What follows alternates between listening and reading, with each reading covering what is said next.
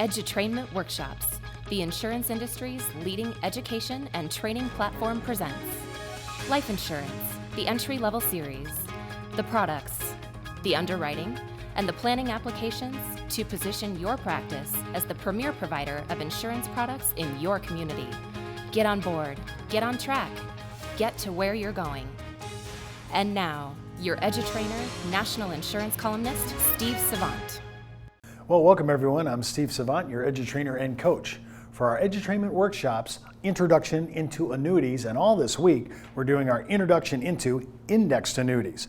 Now, when I'm thinking about indexed annuities, we use a lot of paperwork in the last couple days. And you say, Steve, boy, I wish I could have an example of what you were doing.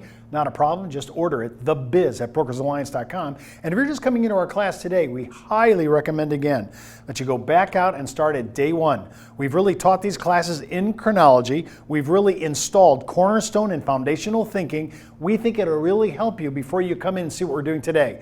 We're featuring index annuities. They are the #1 product sold by annuity in the venue of annuities, and it's huge, and we want you to understand it all. And yesterday, we showed, again, the last 2 days, we've been on annuityindex.com, annuityspecsindex.com, because it's just really a good software area, a software package. And if you've missed any of our shows, just go out to www.brokersalliance.com, hit our on-demand button. All our Edutrainment Workshops are out there, including our daily internet talk show, the Business Insurance Zone, as well as my weekend opinion piece, Welcome to the Weekend with Steve Savant. So what I want to do now is I want to go back over some basic ideas. I touched on it a couple weeks ago, but now I want to unbundle and unpack it because we're now talking specifically to indexing. So let's go to the board and look at some of the ideas behind that. Okay, we're back on annuityspecs.com, designed and distributed by Cheryl Moore. Excellent piece and a tool. And let's assume you know nothing about indexed annuities. And let's further assume that your client more than likely doesn't know it either. Sometimes a nice basic elementary kindergarten explanation is not only good so that your retail client or customer can get this, but so that you can explain it well.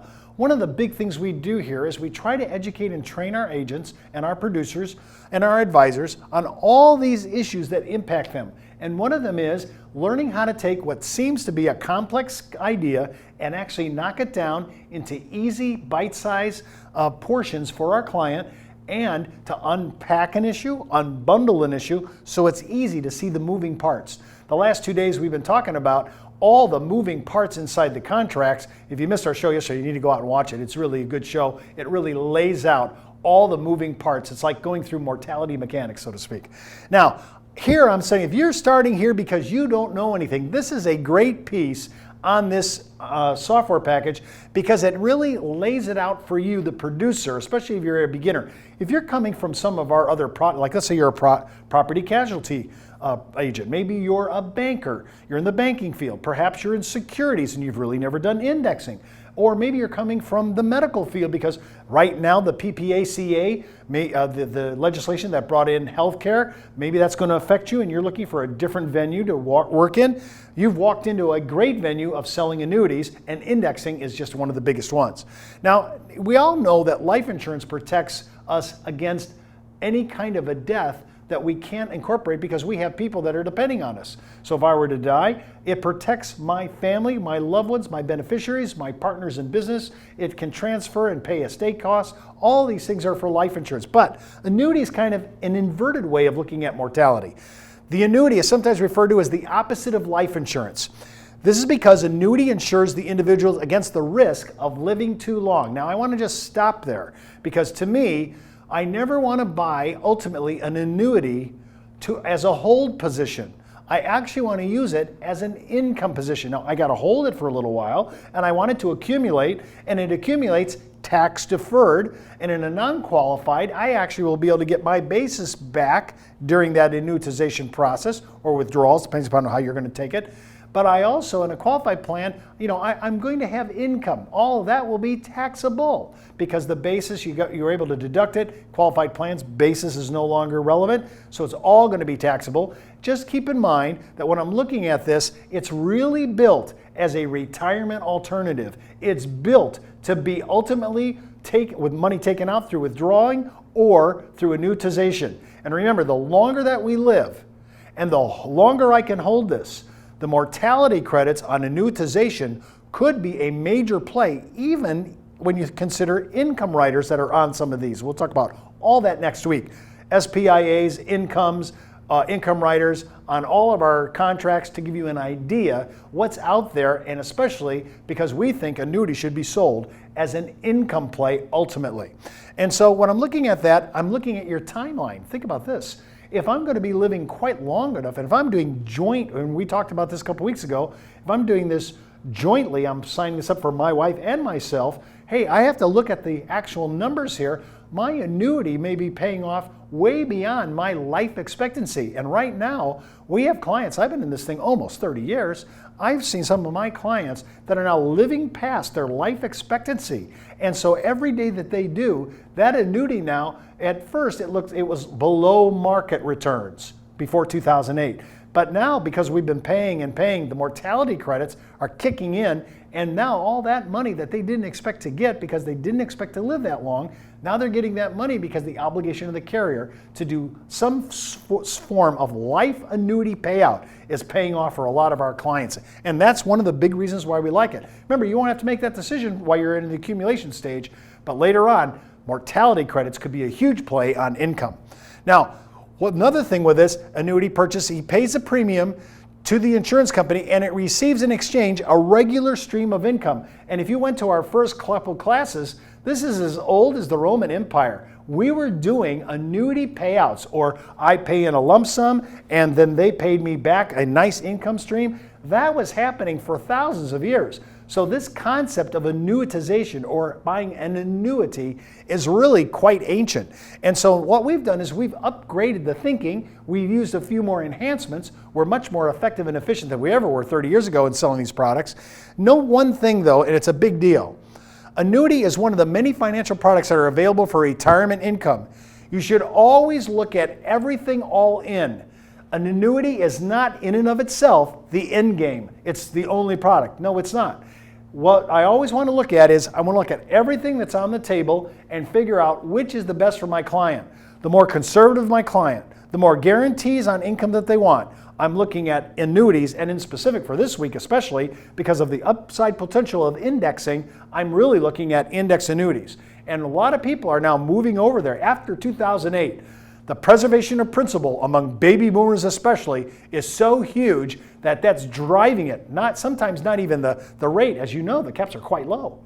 So what's driving it? Guarantees and a possible upside potential with S&P or whatever index you're going to be using. And I can annuitize that. And again, the longer I hold and I get a little farther out in my life, the mortality credits click in. But again, you got to show all things before. Now, before I go on to our next page, I want to talk about a little bit about risk and reward.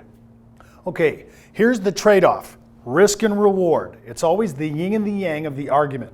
I like to do an actual risk tolerance questionnaire where I walk through a battery of questions, try to determine is the client conservative, moderate, or aggressive in their posture. And especially if I'm in conservative clients, that's when I start looking at products in that area, and one of those is annuities. And when I'm looking at annuities, I'm looking at indexing because of the upside potential. Here's some of the things I want to talk about. These are the basic ones. Actually, the questionnaire is quite longer than that, and it takes about 10 minutes to actually ask the questions, 15 probably. But the reason I like to do the questionnaire, it's a great icebreaker when you're sitting in front of the client, especially if it's a first contact event. This is your first time, first impressions. This is a very good piece. It's a great, great icebreaker for your first interview. What level of risk am I willing to assume with the annuity? And remember, it's just there's not just market risk, there's all kinds of risks, but let's just walk through it. If most concerned about high minimum guaranteed interest, regardless of the lower level of interest rate crediting, you should consider a fixed number. So if I said that's all I want to do, right now I'm going to say probably our best fix is somewhere around 5 years, 3% maximum, may even be down to 280 by now. You'll want to look at that. If you're willing to accept a lower minimum guarantee than a fixed annuity, but you're looking for potentially greater interest crediting, then you should consider an index. Did you hear the yin and yang there? If I want to lock it down, I want what I want, I don't want to worry about whether the index goes up or down, fixed. but I'm willing to say I'm willing to take a little less guarantee because of the possibility of a higher potential for the return in whatever indices I choose. That could be the way to go. It says, if I'm willing to accept no minimum guaranteed interest and the possibility of unlimited loss in exchange for the possibility of unlimited interest crediting, then you should look at a variable annuity. And there are some things that you can do to kind of mitigate that. But if you're really a long haul thinker, you're a person that looks into the equity market and believes in its long haul strategies. Notice I didn't say what I believe, what the client believes, what the customer believes. If they're willing to take that position, and especially if they're young and they have a huge long timeline and they understand the risk of principal loss, VA should be looked at. So when I'm looking at this, most people today, the older they are, they're looking at fixed interest rates, and they're not that great, especially when you think that some of these have guaranteed side accounts at around 2%, and if the 3% is the leading 5-year rate fixed, that's maybe the way to go. So I'm always looking at these as which way should I do this, and then the next thing I want to know is how soon will I need the regular stream of income payments from this annuity? Because remember, to me, why are you buying the annuity? I'm buying it for income. The longer I can hold and the longer I can delay. Remember, tax deferral is not tax exempt. Tax deferral is delaying taxes. It's always inevitable. I can't get around it. Sooner or later, I'm going to have to pay Uncle Sam. So what I want to know is, how long can I hold it? Every year I hold it. The deferral, the beauty of not paying taxes can be huge. And remember, in concert with proper planning, you may be able to make this deferral work so that while you're not paying taxes here, it will not, the income, because you're stalling it or delaying it or deferring it, it will not be part of your provisional income test during that accumulation period for your Social Security benefits, and they may come out unhindered by this event. So as long as it's in the accumulation stage, sooner or later, when we take it out, it's going to, of course, find its way onto the provisional income test, and your Social Security benefit could very well be taxed, again, at ordinary income tax rates. But I'm always looking at how long do I have to make this income. And when I'm thinking about how long it is, I want to add one more thinking to your plate, because a lot of us sit there and say, well, we're going to just do annuitize for 10 years, 20 years, or for life. I want you to understand we are in the middle of the greatest mortality revolution. Endowment dates and maturity dates on life contracts are already out to 121. A couple of carriers have already made a decision to use the language in the contract, the actual life of the insured. They're not even putting a date on it. We're seeing more people turning 100 now than we ever had since we've been keeping records. So when you see human longevity at the rate that we're seeing it, and you're seeing especially female rates, I mean, think about it. Second to die contracts, where you have a male and a female on the same contract, those women, many of those women in the 20th century did not die according to the tables. They actually outlived the tables. So I want to become awake to this, especially now that we're so conscious about exercise, our health, how we eat. All those things are incorporated into our culture, and people are going to be living longer. So this issue of how long am I going to hold and how long am I going to need this is probably the actual question of the hour. I like to do basic, take a part 2 from a life contract and ask my client all the questions on the husband and wife. I want to get both their mortality, kind of get an idea of where I think it's going to land. If you want a simple sheet, which we actually hand out through the biz at brokersalliance.com, you can just write me for that. I use the 2001 CSO's Commissioner Standard Operational Mortality Tables. I'll send it to you absolutely free. The biz, THEBIZ at brokersalliance.com, and I'll send it to you free, and it kind of gives you the standard what we projected in 2001.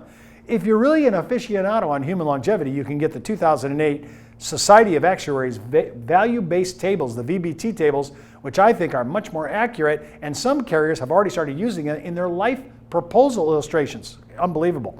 So remember, how soon will I need the regular stream of income? How long am I going to hold my position? And then how long do I think, based on my client's longevity, my client's health, their actual history of their family, I want to see all that and try to say, this is going to be a reasonable timeline. I think you need to start thinking that a lot of your female clients are going to go into their 90s. Human mortality is a big piece of that. This has been an Edutrainment Workshop, the educational division of the National Insurance Clearinghouse, the marketing arm of